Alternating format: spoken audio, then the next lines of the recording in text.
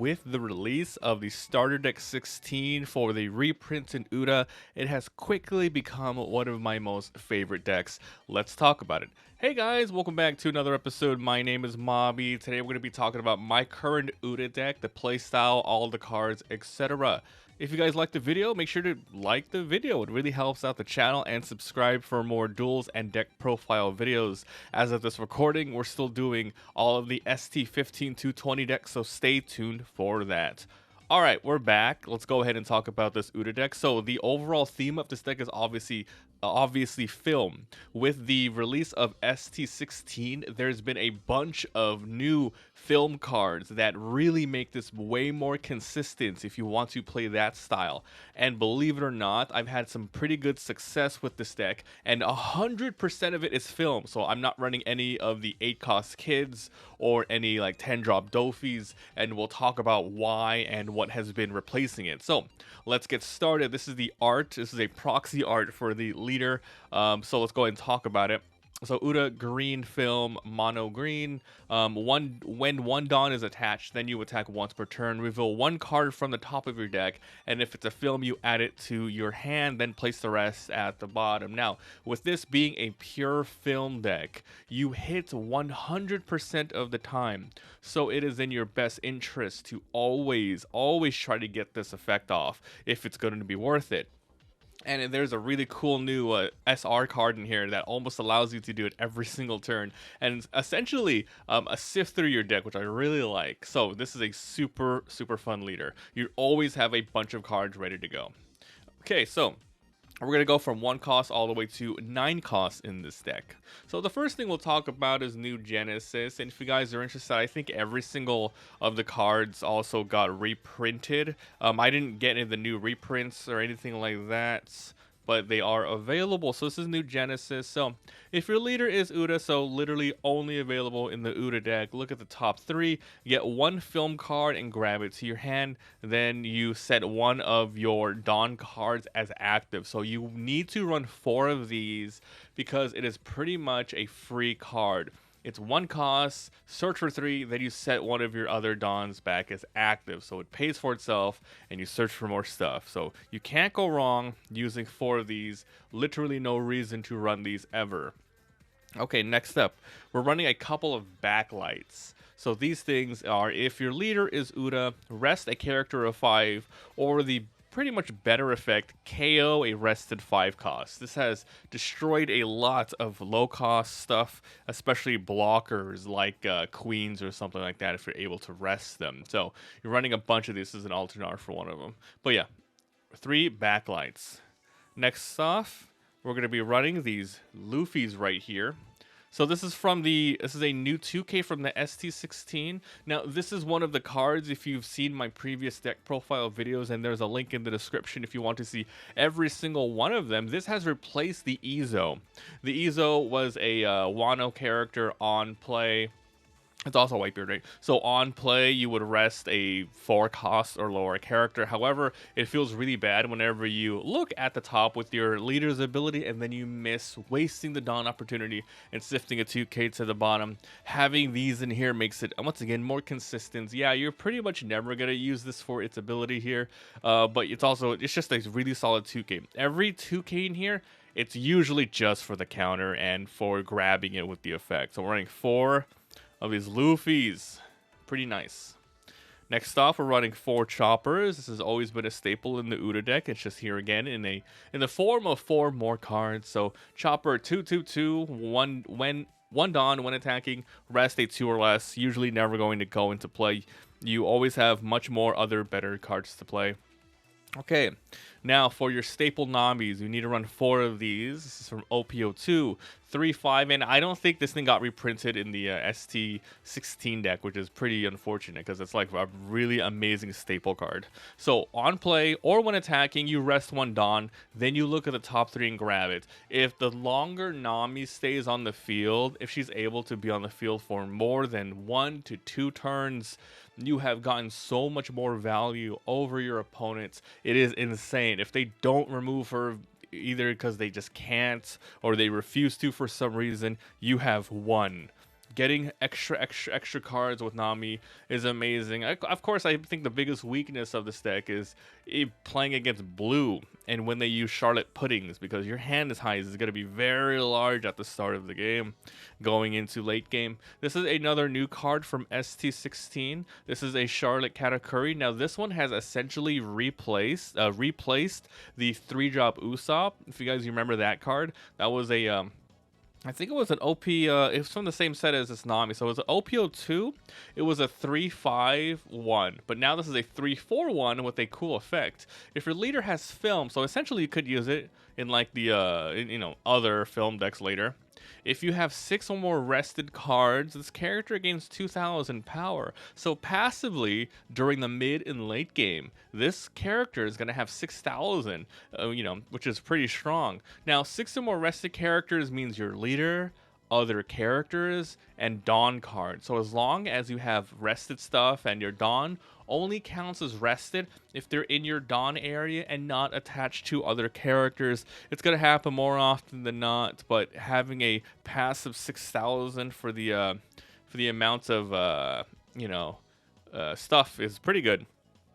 Okay, next up, it's a ST11 card. Now this is a new one from from ST11. It's not new, but it came with the Star Deck 11 deck, which is pretty good. So 3-4-1 blocker. End of your turn, you can trash a film to set one of your film characters as active. Now you might use this, you might not. It really depends on what you use to attack, because there is no restriction of like a cost or anything. So there are some 7-drops in here. There are some 9-drop films, which you might want to keep as active because they were a blocker or they're just a bigger attacker and you don't want them to ever be attacked as well.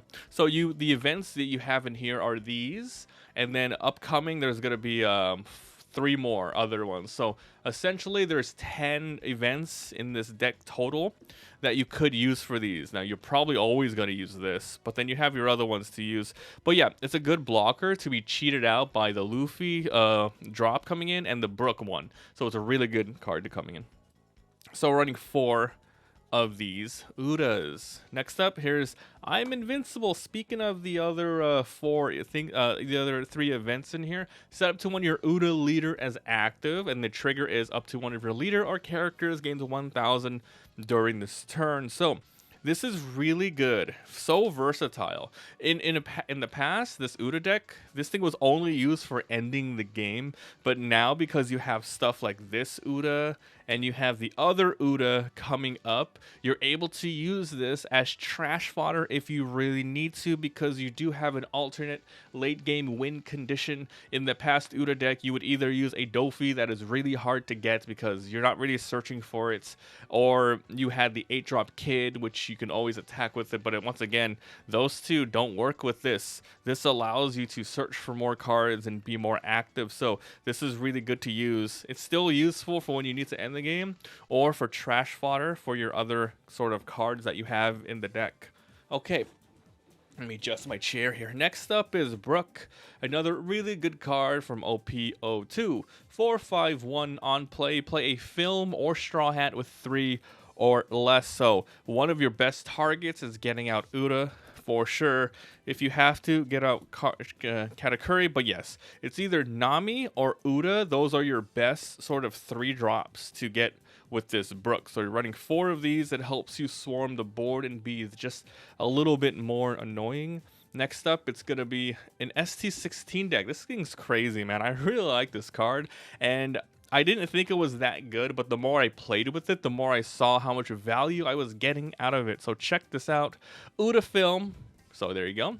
4-6-0, no counter, but it is an innate blocker. Activate main. You may trash 1 film to give up to your leader or characters 1 rested on. This is so good. This is one of the cards that I was talking about where you want to sift. You can use this to essentially sift through your deck and give your leader the +1. So, pretend you throw this on turn 4. and you know you're going to be dropping out Brooks and Luffy's in the late game. You have a bunch of these extra categories, or you have some of these backlights or I'm Invincibles, and you don't really want to do anything else with it. You discard one of these, you attack with 6, and then you draw a new card. So you are essentially getting good value out of that. And it's a Rest to Dawn as well. So you're getting rid of cards you don't want, and every single card, no matter what, it's going to be a film, so you know you're going to get something else coming up.